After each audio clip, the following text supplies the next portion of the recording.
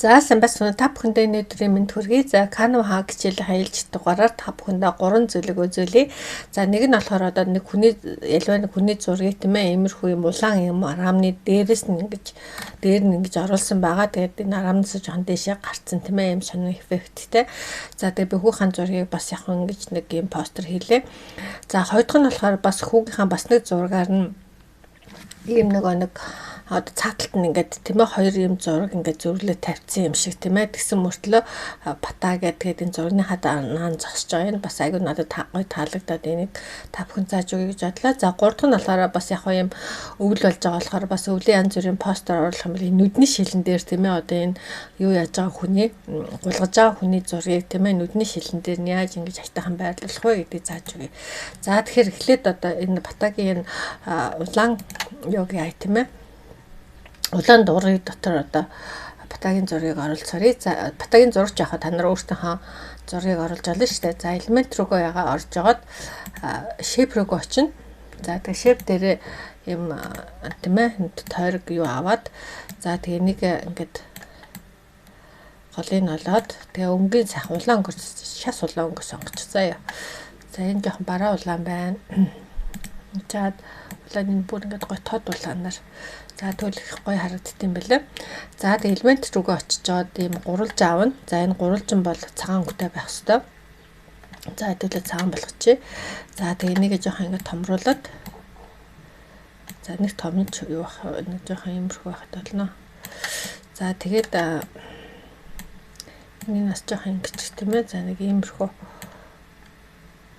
том байсан ч. Тэгээ ер нь ингээд голыг олчиход зүгээр. За тийчээд энэ дээрээ бид нар фотос руугаа очиж жагаад circle гэдэг тийм ээ бас тойрог гэсэн үг шүү дээ. Би энэ тойргийг авсан байна. Ийм цагаан өнгөтэй ийм тойрог авсан. За тэгээ нэг ерөнхийдөө бол яг бас ингээд голыг олоод тавьчихна. За тэгээд энэ элемент рүүгээ очиж жаад тийм ээ фрейм дотороо орсон энийг авчиж болно. За энийг яаж авах вэ гэхээр амархан юм тийм ээ юу руугаа очиж жаад энэ юуныхаа frames гэж орж жаад тийм ээ frames дотороо саяхан энэ basic дотор нь байдаг шүү. Саяхан тэр фреймийг аваарай. Энэ тийм ээ. За тэгээд энэ фреймийг авахаас өмнө за энэ бол угаасаа юм сүйдэртэй юм байна. Сүйдрүүгээ авах юм бол энийг бас сүйдэртэй болгох хэрэгтэй. Доотлын цагааныг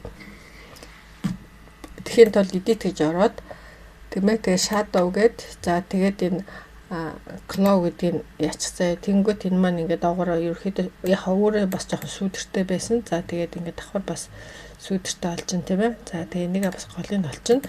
За тэгээ энийг бас энэ яг энэ мөрхийнхаа юутай адилхан ингэж тааруулж байгаа. За тэгээ энэ дээр бол яг нь бид нар зураг оруулах хэрэгтэй байгаа. За би болохоор батагийн нэг юм зургийг авчлаа. За тэгээ энийг бид нар бэкграундыг хайрлахчих гэх юм бол энэ маань энийхээ цаана нь ингээд юу яаж юм шиг тийм ээ. Одоо энэ дээр нь зургийг бас нэг жоохон томруулчихвал чинь энэ улааныхаа дээр ингээд наанасаа гараад ирсэн юм шиг тийм ээ. Иймэрхүү юм гоё эффект орж ирж байгаа. За ингэж. За тэгээ яг хуу би текстээр нь бас текстэн дээр нь яха бата гэж бичээд яатсан байгаа.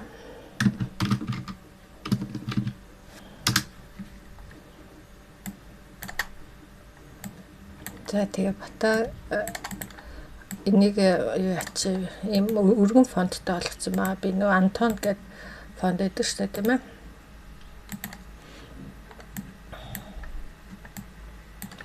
За тэгээ энийг бид нар эффект рүүгээ очиж жагаад юу болгоно. За эхлээд бас өнгийн солилцоо өнгийн цагаан өнгө болгоод за тэгээд эффект рүүгээ очиж жагаад shadow гэж ороод тийм ээ. За тэгээд сүүдрийг бид нар яг нь хар өнгөтэй сүүдэр болгоно. За тэгжээж энэ маань ингэж энэнийхээ ардаас харагдах нь шүү дээ тийм ээ.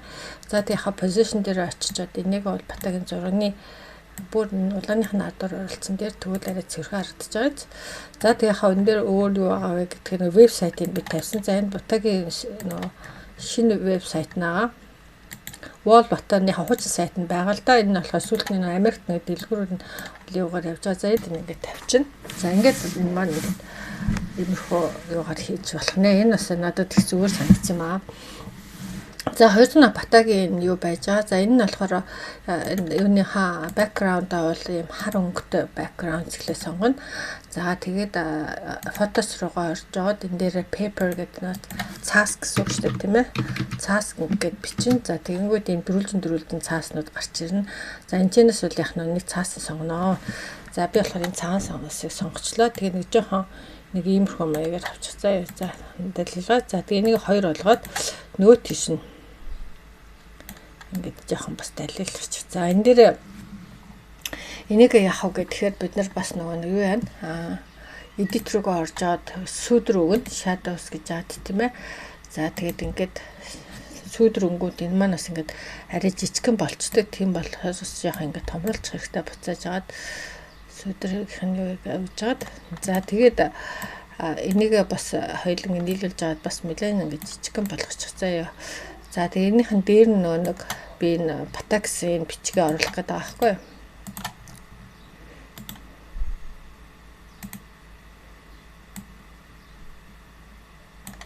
За энэ ингээд юу очроос энийг жоохон жижигхэн болгочих. За энийг бас яхаар энэ бат зурагнаас нь жоохон арай жижигхэн болгоод за нэг иймэрхүү ч юм уу те. Тэгээ голыг нь олоод за тэгээ энийг бид нар нэг ингээд даунлоод хийж аваад басаж оруулж ирдэг шүү дээ тийм ээ. За энийг бол бид нар бас нэг амархнаа шийддэг энэ copy clipboard гэдэг нь лого татах гэдэг ингээд оруулж чинь. За энэ маань ингээд хуулагдчихдаг байхгүй юу? Copied гэдэг чинь тийм ээ.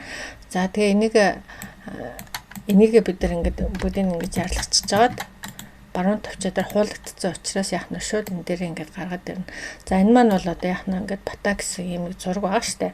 За дээр нь бид Pataxin зургийг оруулж ирнэ. За энэ Pataxin зураг бол яг адилхан resolutionтэй гэдэг маань одоо хэмжээний хувьд бас тэ яг ингээд адилхан одоо өндөр адилхан одоо тийм ээ өргөнтэй ингээд байх хэрэгтэй. Тэгвэл хооронд нь блend хийх гэж байгаа байхгүй юу? Ер нь блend хийх гэж байгаа зурнууд адилхан байхгүй бол нэг нэгэндээ бас яах нь хэмжээнд таардгүй тийм асуудал байдаг. За тэгээд ап руугаа очиж жоод бид нар энэ blend image гэдгийг сонгоно.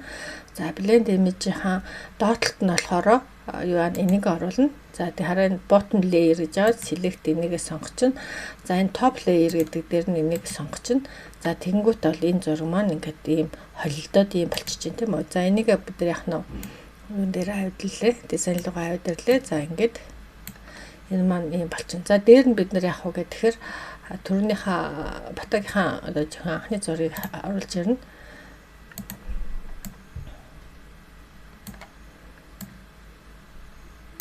За тэгчээд яах вэ гэхээр remove гэдэг артлыг найлгаад за энэ маань ингээд дээрээс энийхээ дээр ингэж орж ирээд тийм ээ ийм одоо гой зураг болж байгаа. За энэ бас надад бас их таалагдсан. За 3 дахь нь болохоор нүдний шил байгаа тийм ээ. За бид нар одоо яг Монгол ер нь дэлхийн одоо ихэнх газар өвөл болж байгаа шүү дээ. Тийм болохоор бид нар нэг өвлийн зураг олгох тийм ээ. Энд чинь winter гэдэг. За энийг тавьчих даа. За тэгээд өшөө бас энэ дээр нэг Amen with sunglasses гэж за энэ зургийг авсан байгаа. За энэ зураг маань болохоор юу нэгтгэн нүүрний зураг байгаа учраас тийм ээ энэ бас айгүй яг ингэ таарч байгаа. За тэгээ энэ зурагныхаа бэкграундыг арилгацсан бол артлынх нь бас нэг энэ өвлийн хэсэг гараад ирж байна тийм ээ. За энд нь болохоор бид нөр яг нөө одоо нэг юу жаа гулгаж байгаа хүнийг оруулах гэж байгаа тийм ээ.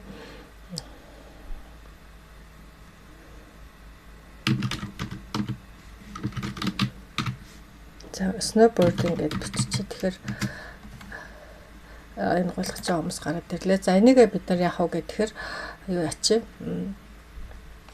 ап руугаа очиж жоод blend энэ image blender гэдгийг ашиглан заа одоо image blender гэдгийг ашиглаад за тэгээ ашиглахдаа бид энэ хараа radial гэдэг бөөнхийг ин тааруулна. Тэгээ яг энэ гулгаж байгаа хүнийхээ голын тэмээ ингэж олоод за тэгээ яах нь голыг ингэж олоод за өрн жоохон жижигхан болгосон жаа.